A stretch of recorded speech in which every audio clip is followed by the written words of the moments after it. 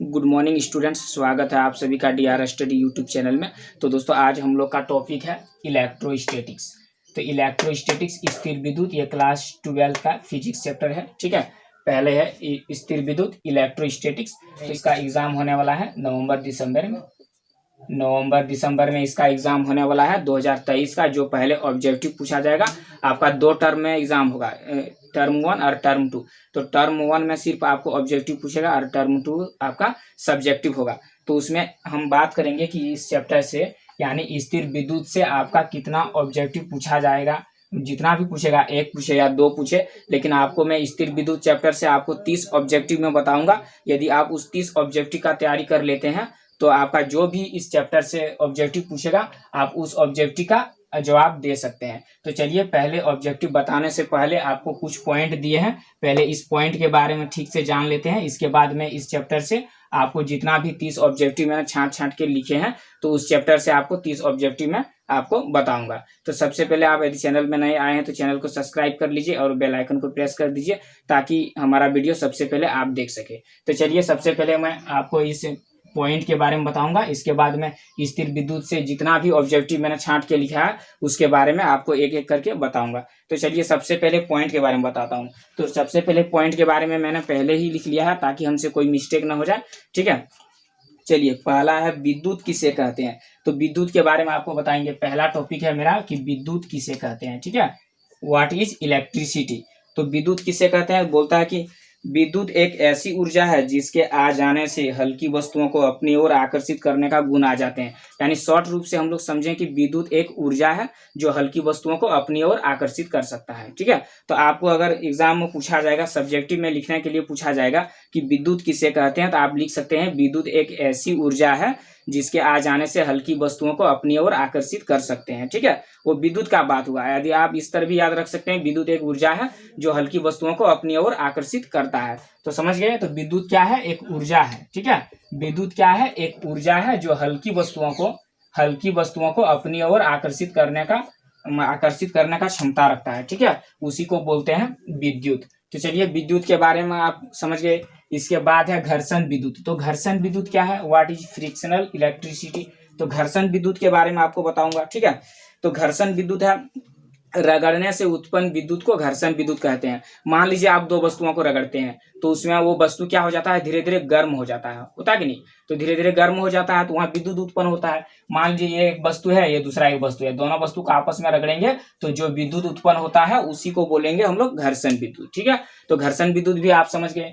तो घर्षण विद्युत किसे कहते हैं, रगड़ने से उत्पन्न विद्युत को घर्षण विद्युत कहते हैं। चलिए आगे बढ़ते हैं। इसके बाद है आवेशित। आवेशित क्या है, यानी आवेशित किसे कहते हैं। ठीक है, जिस पदार्थ ने आवेश ग्रहण कर लिया हो उसको आवेशित बोलते हैं। ठीक है, मैं लिख नहीं रहा हूं, जितना भी सारा चीज मैं बोल रहा हूं आप कॉपी में नोट कर लीजिए, आपके लिए अच्छा होगा। काहे कि लिखना बहुत टाइम वेस्ट है, इसलिए मैं लिखता नहीं हूँ, इसलिए मैं बोल रहा हूँ, आप नोट कर लीजिए उस चीज को। तो बोलता है कि आवेशित किसे कहते हैं, जिस पदार्थ ने आवेश ग्रहण कर लिया हो उसको आवेशित बोलते हैं। ठीक है, बोलिएगा कि आवेश ग्रहण कैसे हो गया। चलिए इसके बारे में हम जानते हैं। मतलब जिस पदार्थ ने आवेश ग्रहण कर लिया हो उसे आवेशित बोलते हैं। मान लीजिए ये पेन है।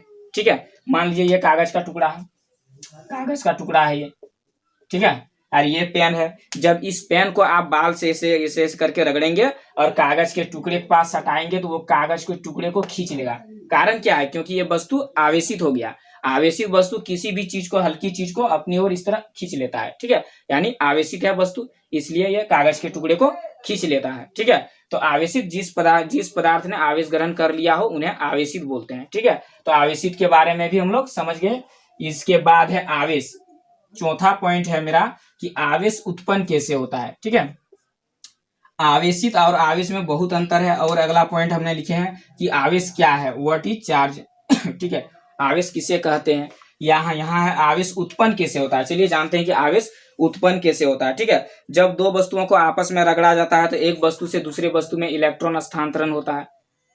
ठीक है, जब 2 वस्तुओं को आपस में रगड़ते हैं तो एक वस्तु से दूसरे वस्तु में इलेक्ट्रॉन स्थानांतरण के कारण ही आवेश उत्पन्न होता है। मान लीजिए ये वस्तु है। ठीक है, तो बारीकी से मैं एक एक करके अच्छी तरह से समझाऊंगा। आप वीडियो को स्किप मत कीजिएगा, शुरू से एंड तक जरूर देखिएगा, ताकि आपको किसी भी प्रकार का दिक्कत ना हो। इसमें बोलता है कि आवेश उत्पन्न कैसे होता है। आवेश उत्पन्न मान लीजिए जब दो वस्तुओं को हम लोग आपस में रगड़ेंगे, ठीक है, तो इस वस्तु का इलेक्ट्रॉन इस वस्तु में प्रवेश हो जाएगा, इलेक्ट्रॉन इस वस्तु का इलेक्ट्रॉन इस वस्तु में प्रवेश हो जाएगा और इस वस्तु का इलेक्ट्रॉन इसमें प्रवेश हो जाएगा, माना आदान प्रदान होते जाएगा। जब दो वस्तुओं को आपस में रगड़ा जाता है तो एक वस्तु से दूसरे वस्तु में इलेक्ट्रॉन प्रवेश हो जाता है, जिसके कारण आवेश उत्पन्न होता है।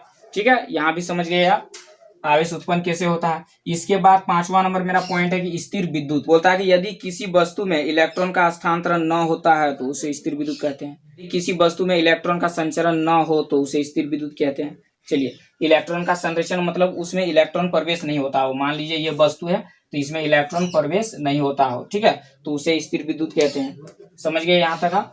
इसके बाद है अगला पॉइंट आपका, लास्ट पॉइंट है आपका आवेश। इसके बाद मैं आपको इस चैप्टर से संबंधित एक एक करके ऑब्जेक्टिव क्वेश्चन बताऊंगा, जो आपका मतलब इस चैप्टर से जितना पूछने लायक ऑब्जेक्टिव है, इन्हीं 30 ऑब्जेक्टिव का तैयारी कर लीजिए आप। उन्हीं 30 में से आप इस चैप्टर में जितना भी पूछने जाने वाले ऑब्जेक्टिव है आप मार सकते हैं, ठीक है, इंपॉर्टेंट ऑब्जेक्ट जिसको VVI बोल सकते हैं हम लोग। तो चलिए, अगला पॉइंट है आवेश। आवेश किसे कहते हैं? बोलता है आवेश पदार्थ का वह गुण है जो विद्युत या अन्य संबंधित गुण को दर्शाता है, उसी को आवेश बोलते हैं। बोलता है कि आवेश पदार्थ का गुण है जो विद्युत या अन्य संबंधित गुण को दर्शाता है, उसी को आवेश बोलते हैं। इसे Q द्वारा सूचित करते हैं। आवेश को किससे सूचित करते हैं हम लोग? Q से सूचित करते हैं, ठीक है। और Q बराबर होता है धारा इंटू समय, यानी धारा को बोलते हैं I इंटू टी, यानी Q बराबर क्या निकल गया मेरा IT। इसी से आप SI मात्रक निकाल सकते हैं। इसके बाद B में सूत्र निकाल सकते हैं। एक एक करके मैं आपको बताते जाऊंगा। अभी मैंने आपको पॉइंट बोला है, आप उम्मीद करते हैं कि इस पॉइंट को आपने नोट कर लिया होगा, ठीक है। इस चैप्टर को पढ़ने से पहले इस पॉइंट को समझना बहुत जरूरी था, नहीं तो पता नहीं चलता कि इस चैप्टर में हम किसके बारे में पढ़ रहे हैं, क्या पढ़ रहे हैं। स्थिर विद्युत में सबसे पहले आवेश था, आवेश के बारे में मैंने बता दिया है। चलिए, यहाँ तक हो गया होगा। अब एक एक करके ऑब्जेक्टिव क्वेश्चन देखते हैं। ओके, ये इलेक्ट्रोस्टैटिक्स का जितना भी ऑब्जेक्टिव है, मैंने 30 ऑब्जेक्टिव छांट लिए हैं। यदि आप 30 ऑब्जेक्टिव को ठीक से तैयारी कर लेते हैं, समझिए इस चैप्टर से पूछने लायक ऑब्जेक्टिव का जवाब आपने दे दिया है, ठीक है। चलिए, जितना भी मतलब पॉइंट्स मैंने बताए, उम्मीद करता हूँ कि सारा का पॉइंट्स आप नोट कर लिए होंगे और समझ भी गए होंगे। आज समझे नहीं है तो नोट करके रखिए, ताकि आपका सब्जेक्टिव में वो क्वेश्चन काम दे, ठीक है। चलिए, सबसे पहले आवेश कौन सा राशि है? मैंने ऑप्शन नहीं दूंगा मैं, क्योंकि मेरा बोर्ड छोटा है, बोर्ड छोटा होने के कारण इसलिए ऑप्शन नहीं दे पाऊंगा। सिर्फ मैं उसका उत्तर आपको आंसर बता सकता हूँ, ठीक है। आवेश कौन सा राशि है? यदि इस तरह का ऑब्जेक्टिव आपको पूछे कि आवेश कौन सा राशि है, ऑप्शन में आपको 4 देगा, लेकिन इसका सही उत्तर है अदिश। आवेश कौन सा राशि है? अदिश, ठीक है। जिसका दिशा होता है, लेकिन जिसका दिशा और परिमाण निश्चित नहीं होता है, वही होता है अदिश, ठीक है। तो अदिश आवेश एक कौन सा राशि है? एक अदिश राशि है, ठीक है। अगला क्वेश्चन चलते हैं। आवेश का SI मात्रक क्या है? दूसरा नंबर क्वेश्चन, आवेश का SI मात्रक क्या है? इसका आंसर है आपका, आवेश का SI मात्रक कूलम होता है या AS, ठीक है, AS या कूलम। आवेश का SI मात्रक जिसको C बोलते हैं, बोलिएगा AS या कूलम होता है आवेश का SI मात्रक। तो कैसे AS या कूलम होता है? देखिए, सबसे पहले आवेश बराबर Q, आवेश को क्या बोलते हैं? Q बराबर होता है I और गुना T, ठीक है। I मतलब हो गया धारा, धारा का SI मात्रक होता है एम्पियर, ठीक है। और T यानी टाइम का SI मात्रक होता है सेकंड, इसलिए आवेश का SI मात्रक हो गया AS, या कूलम ने उसको खोज किया है इसलिए C, ठीक है। आवेश का SI मात्रक कूलम या AS आप बोल सकते हैं, समझे। तो आवेश का SI मात्रक मैंने निकाल के दिखा दिया। इस तरह होता है, हर चीज में निकाल के नहीं दिखा पाऊंगा क्योंकि वीडियो बहुत लंबा हो जाएगा, इसलिए सिर्फ आपको उसका आंसर लिख दूंगा, ठीक है। आवेश का SI मात्रक AS या कूलम होता है। एक अलग वीडियो में इसको निकाल के दिखा देंगे कैसे SI मात्रक निकलता है। क्वेश्चन, आवेश का B में सूत्र क्या है? तो आवेश का B में सूत्र है IT या AT, ठीक है। आवेश का B में सूत्र IT या AT होता है। फटाफट आप मेरे साथ उतारते जाइए। इसके बाद है चौथा नंबर में है कि आवेश का CGS मात्रक क्या है? आवेश का CGS मात्रक क्या है? आवेश का CGS मात्रक क्या है? तो इसका आंसर में हो जाएगा आपका स्टेट कूलम। आवेश का CGS मात्रक है स्टेट कूलम, आपको ऑप्शन में यही रहेगा, इसमें आपको टिक मारना है, या इस नंबर पे आपको गोल घेरा करना है स्टेट कॉलम पे, ठीक है। या इसको ESU बोल सकते हैं, या तो ESU रहेगा, ठीक है। स्टेट कॉलम नहीं रहा तो ESU रह सकता है, जिसका फुल फॉर्म है electrostatics, STATICS, electrostatics unit of charge, CHARGE, charge. इसका हो गया फुल फॉर्म। ESU का फुल फॉर्म क्या हो गया? Electrostatics unit of charge. तो उम्मीद करता हूँ कि यहाँ तक आपने नोट कर लिया होगा और उतार लिया होगा। चलिए नंबर में आवेश, फटाफट आप उतारते जाइए। आवेश का प्रायोगिक मात्रक क्या है? आवेश का प्रायोगिक मात्रक क्या है? तो इसका उत्तर में हो जाएगा, आवेश का प्रायोगिक मात्रक है एम्पियर घंटा, जिसको AH बोलते हैं। एम्पियर घंटा जिसको AH बोलते हैं। A for ampere, H for our.